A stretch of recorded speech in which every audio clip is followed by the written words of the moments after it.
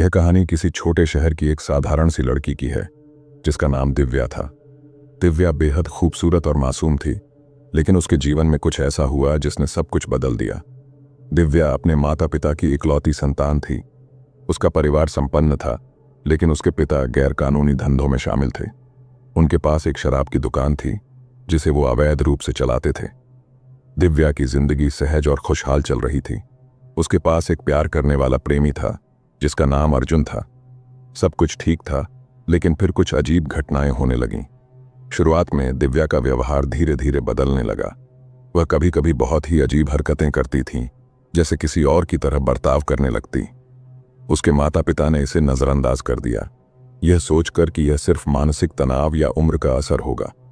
लेकिन एक दिन उसकी दादी ने महसूस किया कि कुछ सही नहीं है।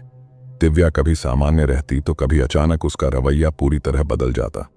दादी ने परिवार को बताया कि दिव्या पर किसी आत्मा का प्रभाव हो सकता है, लेकिन किसी ने उनकी बातों को गंभीरता से नहीं लिया। वे भूत प्रेत जैसी चीजों में विश्वास नहीं करते थे। एक रात जब दिव्या के माता पिता एक शादी में गए थे और घर पर सिर्फ दिव्या और उसकी दादी थीं, तब कुछ भयानक हुआ। दिव्या ने अर्जुन को फोन किया और कहा, घर पर कोई नहीं है, तुम जल्दी आ सकते हो। यह सुनकर अर्जुन बहुत उत्साहित हो गया और झटपट वहां पहुंच गया। जब वह दिव्या के कमरे में गया तो वह पहले तो बिल्कुल सामान्य थी। दोनों आपस में बातें कर रहे थे, लेकिन अचानक दिव्या के चेहरे पर एक अजीब सा भाव आया और उसके व्यवहार में भयानक बदलाव आ गया। अचानक उसने अर्जुन को बिना किसी वजह के मारना शुरू कर दिया। घूंसे, लात, थप्पड़। अर्जुन कुछ समझ नहीं पा रहा था। वह घबराकर बोला, दिव्या क्या कर रही हो?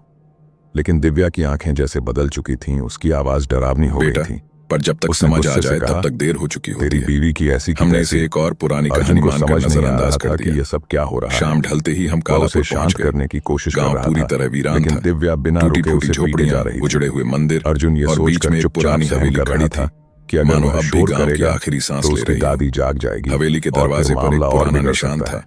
3 उल्टे जैसे त्रिभुज तैसे और उसने उनके खुद को बीच में एक छुड़ाया और काला वहां से वृत्त। भाग निकला। नेहा ने धीरे अर्जुन से को यह समझ फुसफुसाया, में नहीं आ रहा था ये कोई कि दिव्या साधारण के निशान साथ नहीं ऐसा है। क्या हुआ था। हमने तय किया कि वह हवेली बहुत में डरा रात हुआ था। गुजारेंगे। लेकिन हवेली इसके के बाद अंदर दाखिल होते ही दिव्या एक की अजीब हालत सी और ठंडक बिगड़ने हमारे लगी। शरीर में समा गई। जब उसकी दादी कमरे किसी की काम दीवारों से पर गांव चली दरारें गई थीं, तो दिव्या की जैसे वे भी हरकतें और डर के डरावनी मारे हो फट गईं। चुकी हों। वह अपने छत ही से बाल पुरानी चबाने लकड़ी लगी, के झूमर लटक अपने रहे थे, नाखून चबाकर खून जिनमें अब निकालने रोशनी लगी नहीं थी।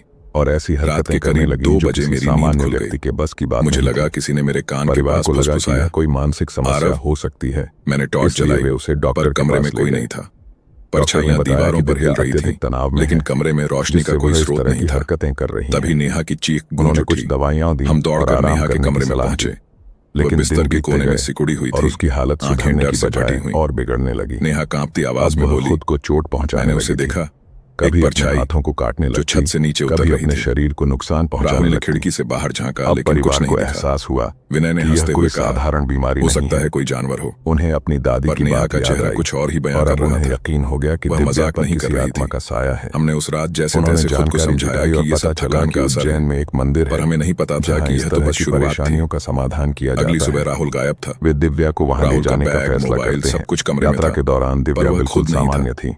उसके पैरों के हंसती, निशान बोलती, हवेली के बाहर मुस्कुराती। तक जाते थे, लेकिन और जैसे फिर ही वे अचानक मंदिर गायब के हो पास जाते थे, पहुंचे, मानो उसकी वह हवा हालत में उड़ अचानक गया हो। बदल गई। हमने पूरे मंदिर के गांव में प्रवेश उसे द्वार ढूंढा, पर पहुंचते पर ही उसका वह कोई जोर निशान जोर से नहीं मिला। चिल्लाने लगी और रात अंदर होते जाने ही से विनय मना भी करने गायब हो लगी। गया। नेहा और मैं परिवार और अकेले थे। मंदिर के सेवकों ने हवेली में मिलकर उसे अजीब अंदर अजीब ले आवाजें जाने की आने कोशिश लगी, की, जैसे कोई लेकिन वह हमारे नाम इतनी पुकार रहा ताकतवर हो। हो गई थी तभी कि हमें हवेली के 4-5 लोग भी तहखाने उसे में एक संभाल पुरानी नहीं पा डायरी रहे थे। मिली। तभी डायरी एक मंदिर के पुराने मुख्य पुजारी की पुजारी थी, वहां आए जिसने और इस गांव उन्होंने के बारे दिव्या में का सब हाथ कुछ पकड़ा। लिखा था। जैसे ही उन्होंने उसका हाथ पकड़ा, वह तुरंत बेहोश हो गई। फिर वे उसे मंदिर के अंदर ले गए और वहां विशेष अनुष्ठान किया गया। पुजारी ने दिव्या के भीतर मौजूद आत्मा से संवाद किया। जब आत्मा बोली तो उसकी आवाज बेहद अजीब थी, जैसे कोई नशे में बोल रहा हो। पुजारी ने पूछा, तुम कौन हो और इस लड़की के शरीर में क्यों आए हो? आत्मा हंसते हुए बोली, मेरा नाम रोहित है। मैं इस लड़की को प्यार करता हूं, लेकिन उससे भी ज्यादा मुझे शराब से प्यार है। अगर मुझे रोज 1 क्वार्टर शराब मिलेगी तो मैं इसे छोड़ दूंगा। दिव्या के पिता ने सुना तो चौंक गए। उन्होंने कहा, मैं इस इंसान को जानता हूं। यह पहले शराबी था और मेरी बेटी के पीछे पड़ा रहता था। मैंने इसे कई बार रोका और मारा भी था, लेकिन कुछ समय पहले ही इसके दोस्तों ने इसे पैसे के लिए मार दिया था। अब सब कुछ साफ हो चुका था। पुजारी ने हवन किया और एक ताबीज तैयार कर दिव्या के गले में बांध दिया। ताबीज पहनते ही आत्मा ने दिव्या का शरीर छोड़ दिया और हमेशा के लिए वहां से चली गई। आज भी दिव्या अपने गले में वह ताबीज पहने रखती है ताकि वह आत्मा फिर कभी लौट कर ना आ सके। तो यह थी दिव्या की सच्ची कहानी, एक ऐसी घटना जो ये साबित करती है कि नशेड़ियों को मरने के बाद भी चैन नहीं मिलता।